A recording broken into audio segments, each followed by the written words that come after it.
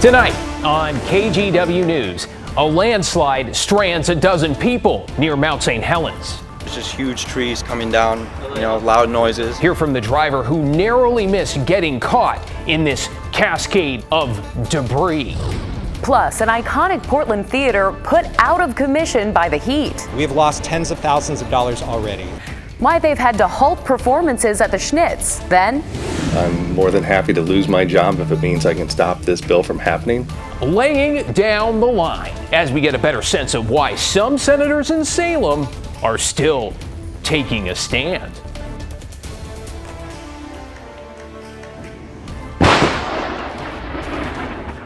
first tonight, the heat wave makes way for storms rolling through the area. Thanks to Jeff and Julia for sending in shots of the thunder and lightning over Battleground tonight.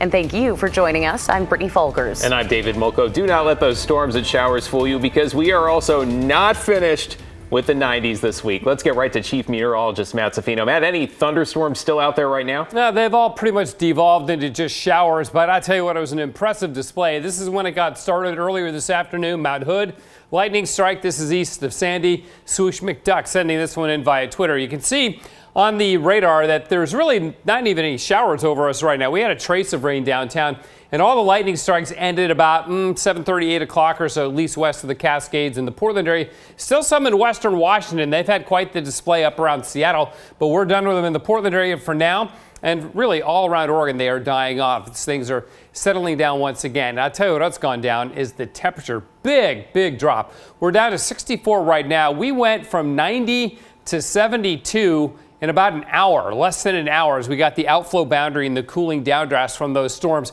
cooling us off and getting us out of the 90s. We had a near record high temperature today.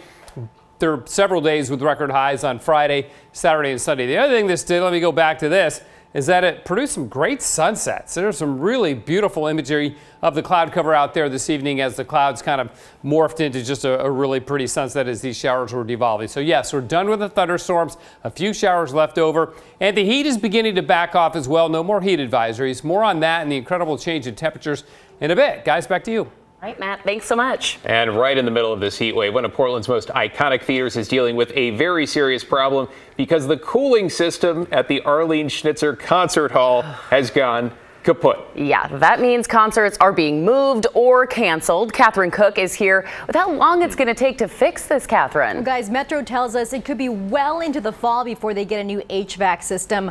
The one they have now is beyond repair. Now, on a typical night, it's around 70 degrees on stage. But the Symphony says during their first concert after the failure, it was 83.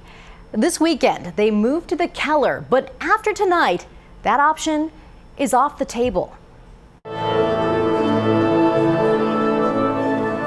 Monday night at Keller Auditorium, the third night in a row featuring a group of musicians that hadn't played here in 40 years, the Oregon Symphony.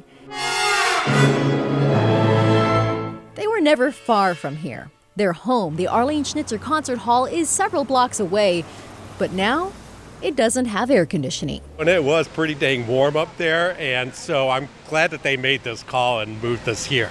The building's HVAC system went out a couple weeks ago. That, plus this heat wave, displaced them. A little disappointed because we have great seats at the Schnitz, and we really enjoy the acoustics and our view, but okay, things happen. It's been tough. Symphony President Scott Showalter says so far the HVAC failure has cost them at least $30,000. That includes ticket refunds, paying musicians more to play in the heat, and the cost of switching venues. He fears it could get much worse. After tonight, the Keller won't be available for the Symphony's remaining concerts. If we're not able to perform for the rest of the season, we'll lose well over $1 million in revenue, which then puts next season in jeopardy. Metro, which operates the Schnitz, hopes it won't come to that. Still, they say the Schnitz needs a new HVAC system, but it could take contractors up to 8 months to replace it. Getting a new cooling tower on top of a building that old with engineering and permitting, et cetera, as you can imagine, is something months and months down the road. In the meantime, Metro wants to rent a portable chiller that would pump cool air into the concert hall. If the city permits it, Metro says they could have it here in about a week. We're optimistic, I think, at this point with both the short-term fix. The cost of that, we're still exploring. We know that the rental alone is going to be in the hundreds of thousands of dollars to do that. The Symphony knows about counting costs. They survived the pandemic and are now fighting decreased ticket sales. Showalter says patrons tell them their biggest reason for staying away is concern that downtown isn't safe. We're already fighting that. We're seeing historic rate hikes by Metro and a severe reduction in our grants through the arts tax. So now to have this additional crisis upon top of us is just debilitating. Right now, it's unclear what the Symphony will do for next weekend's concerts before the temporary cooling system arrives. There's a chance they may try the Schnitz again and play with the doors open. They've already purchased bottled water for guests. They don't want to cancel any of those concerts, but they know that they may have to, depending on the weather. David. Well, here's to hoping for a good stiff breeze off the coast. You really feel for them. Thanks so much, Catherine. Well, to get you caught up on tonight's other headlines, a 13-year-old was arrested at a Portland school today when he showed up in this tactical gear, carrying a fake gun meant to look like a Glock. Police say he was a former student at the Creative Science School on Southeast 92nd. Staff called 911 when he threatened to shoot and put the school in lockdown. Police got him into custody safely. The school sent a letter to parents saying the student had previously been banned from campus. No one was hurt. Tonight, some TriMet buses are avoiding a street in North Portland after 3 buses were hit by some sort of projectile. Line 4 buses are now detouring away from a 10-block stretch of North Fessenden through at least tomorrow night. Now, twice on Sunday and once this morning, TriMet says buses were shot at, and in 2 cases, the windows were hit. We reached out to police to see if they have determined exactly what hit those windows. TriMet says safety glass cracked but did not break. No one was hurt. Portland saw 8 overdose deaths throughout the city over the weekend, leading to concerns there's an especially dangerous batch of drugs circulating out there. Investigators say it appeared the users thought that they were using cocaine, but it was either a blend of cocaine and fentanyl or just pure fentanyl. The medical examiner is teaming up with the Portland Police Bureau's Narcotics and Organized Crime Unit to investigate these deaths. To a big update tonight out of Salem, where 3 Oregon state senators will now be disqualified from serving another term as their walkout extended to a 10th day. The consequence is part of a measure passed last year by voters tired of a tactic by elected lawmakers that essentially grinds business to a halt. Though, as Evan Watson reports, some appear willing to take that rule to court. Absent: Anderson, Bonham, Boquist, Finley, Hansel, Hayden, Knope, Linthicum, Robinson, Brock-Smith, Thatcher, Weber, 16 ayes. The call is removed. For a 10th time this session, Senate President Rob Wagner addressed a half-empty room. It is now apparent that we again lack a quorum today. Except this time, Republican state senators who have walked out in protest are starting to face consequences for their actions. And it is a clear directive from Oregonians to their elected representatives to show up to work and do their constitutional duty. Oregon voters passed Measure 113 in November, a constitutional amendment that disqualifies lawmakers from running for another term in the future if they reach 10 unexcused absences. It was designed to discourage walkouts like this one. 3 Oregon senators reached 10 unexcused absences on Monday. Republican Dennis Linthicum from Klamath Falls, Independent Brian Boquist from Polk and Yamhill counties, and Republican Daniel Bonham from the Dalles.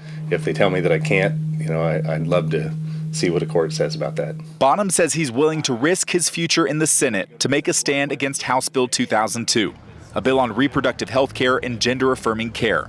Specifically, Bonham believes parents should be notified if someone 14 or younger decides to get an abortion. I'm willing to not come back to the Senate. I'm more than happy to lose my job if it means I can stop this bill from happening. Wagner said lawmaker walkouts can't be accepted. There is still time for senators to come back and do their job. 41 days before the end of the 2023 legislative session. While some Republicans have said the walkouts are tied to an Oregon law focused on the readability of bills, Democrats have echoed Bonham. saying that the walkouts have been planned to stop the passage of new laws on abortion, gender-affirming care, and gun safety. Republicans don't have the numbers to vote these bills down. Meanwhile, the work is mounting. And we have a stack of bipartisan bills lined up for second readings and third readings for votes on this floor. If the walkouts continue this week, 7 other senators could be in danger of meeting that 10 unexcused absence mark. Bonham tells me he expects up to 11 senators could reach that threshold, setting up a big test for ballot measure 113 to see if in practice it would actually disqualify that many senators from re-election. Evan Watson reporting for KGW News. A difficult story to tell you about now. We learned today a teenager presumed drowned off the Oregon coast was a senior at Mountainside High School in Beaverton. Jacob Stokes was just about to graduate. He was swimming on the south end of Cannon Beach when he and 3 others got caught up in a rip current on Friday. 2 of the swimmers got out on their own. The Coast Guard rescued a third, but they searched and could not find Stokes. Firefighters want to stress just how dangerous conditions are off of our Oregon beaches. The water is extremely cold. People get tired. The best swimmers can get hypothermic even in a wetsuit. The conditions itself, the surf was extremely choppy. It was extremely big. While they were out there, it sounds like it was relatively okay. And then within like 20 minutes, the surf got really big for them. Mountainside's principal described Jacob Stokes as a kind and thoughtful young man. A school district spokesperson said there are extra staff at the high school to help students who are mourning this loss. Such a tragedy there. Okay, we are less than 24 hours now from the deadline in Oregon's special election, which means you need to have your ballot postmarked with tomorrow's date or alternatively get it into a drop box before 8 p.m. There is a laundry list of school board races on the ballot across the metro. As for Multnomah County voters, you are saying yes or no to a new capital gains tax that would fund free legal help for those facing eviction. Meanwhile, county election staff say they are working longer hours to help get ballots in on time. Both the main elections office on Southeast Morrison and the Voting Center Express in Gresham will be open Tuesday from 7 in the morning till 8 at night. Those office hours are for anyone who has a problem from a lost ballot to a changed address. Now, Brittany and I will be here 24 hours from now with the first results in the key races. A quick reminder, it is not too late to vote.